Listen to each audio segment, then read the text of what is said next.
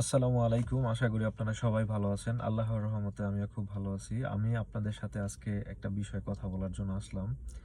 সেটা হচ্ছে আমাদের বাংলাদেশের মধ্যে বর্তমানে ডক্টর ইউনূস খান এখন ক্ষমতাতে আছে।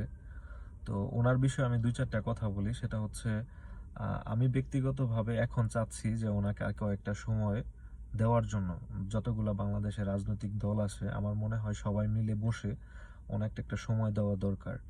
আর একটা কথা বলতে কি মানে ওনার কাছে ওনার যেরকম মানে চলাচল মানে চাল চলাচল যেরকম দেখতেছি বুঝছেন ওইরকম ভাবে আমার ব্যক্তিগতভাবে যেটা মনে হচ্ছে যে ওনায় আসলে এই মানে স্থায়ীভাবে থাকার জন্য আসে নাই বুঝছেন ওনায় আসছে যে কিছু সংস্কার করে দিবে বাংলাদেশের জন্য আমাদের দেশের ভালোর জন্য তাহলে তারপরে ওনায় চলে যাবে। আর এই জিনিসটার জন্য আমার মনে হয় দলমত নির্বিশেষে সব রাজনৈতিক দলে ওনাকে একটু সুযোগ দেওয়া দরকার। কারণ হচ্ছে আহ, আমি কেন কথাটা বলতেছি হয়তো অনেকের কাছে খারাপ লাগতে পারে। আহ, খারাপ লাগবে এই জন্য যে হয়তো বা আমি কেন ওনার ব্যাপারে কথা বলতেছি, আর বিশেষ করে অনেকে যদি রাজনৈতিক দলের সাথে সম্পৃক্ত থাকে তাহলে সবাই সবার জায়গা থেকে এই কথাগুলো বলার মতো সুযোগ পায় না, ঠিক আছে, পায় না এই জন্য যে এই কথাগুলো বললে হয়তো বা রাজনৈতিকভাবে আবার কোনো ক্ষতি হতে পারে। আর আমি যে কথাগুলো বলতেছি এটা রাজনৈতিক ক্ষতি হওয়ার মতো কোনো কথা না। এটা আমার মনে হয় অনেক মানুষের ভিতরে এই কথাগুলো জমা, যে ওনাকে আসলে অল্প কয়েকটা দিন সুযোগ দেওয়া দরকার, আর কিছুদিন, ঠিক আছে। আমরা হয়তো যেই রাজনৈতিক দলগুলো বাংলাদেশে আছি ওনার পক্ষে যেভাবে মানে কথা বলতেছি যে ওনাকে এখনই একটা ইলেকশন করে ওনাকে দল থেকে চলে যাওয়ার জন্য অন্য একটা রাজনৈতিক দলকে গণতান্ত্রিকভাবে মানে বসানোর জন্য। তো দেখেন আমরা তো প্রায় অনেক বছর অপেক্ষা করছি, 16-17 বছর একটা সরকার ছিল, ঠিক আছে, পূর্বে আওয়ামী লীগ সরকার ছিল। তো তখনও তো আমরা মানে থাকছি, কষ্ট হয়েছে, আমাদের ক্ষতি হয়েছে, অনেকের সমস্যা হয়েছে, কিন্তু তারপরে কিন্তু আমরা তো বাংলাদেশে ছিলাম, বাংলাদেশে থাকছি, বাংলাদেশের নাগরিক হিসাবে তো বাংলাদেশ থেকে চলে যায় নাই। তো এখন যদি ওনাকে আমরা বাংলাদেশের মানুষ একটা সুযোগ দিই যে ওনায় আমাদের দেশের জন্য কিছু একটা করে যাক তাহলে তো এটা আমাদের দেশের জন্য ভালো। আর একটা জিনিস দেখেন, 7 মাসের ভিতরে ওনায় আমার দেখায় যতটুকু করছে বা করার চেষ্টা করতেছে, এতে করে কি আপনাদের কাছে মনে হয় যে ওনায় আসলে দেশের ক্ষতি করার জন্য কিছু করতেছে?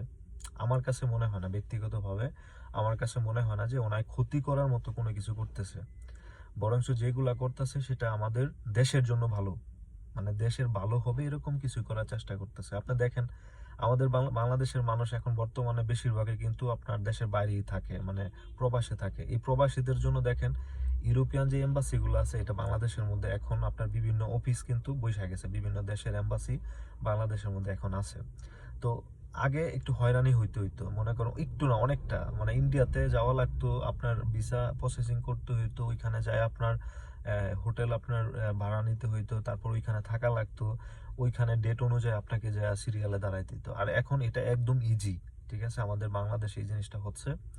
এবং আরো বিভিন্ন ধরেন এই যে পেঁয়াজের জিনিসটা আছে, বিভিন্ন খাদ্য সামগ্রী আছে, বা বিভিন্ন বাজারের বিভিন্ন আসবাবপত্র আছে, বা সামাজিকভাবে আমার কাছে মনে হয় একটু সুযোগ দেওয়া দরকার, তাহলে হয়তো বা আমাদের দেশের জন্য ভালো হবে।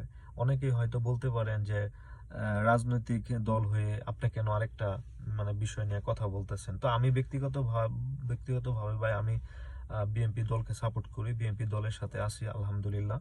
কিন্তু আমি ব্যক্তিগতভাবে চাচ্ছি যে ওনাকে একটা সময় দেওয়া, মানে সময় দেওয়ার জন্য, একটা সুযোগ দেওয়ার জন্য। এখন হয়তো অনেকের মতামত থাকতে পারে বিভিন্ন ধরনের যে ওনাকে আমি দিতে চাই না বা আমি চাই না দেওয়ার জন্য, আমার দল ক্ষমতায় আসুক।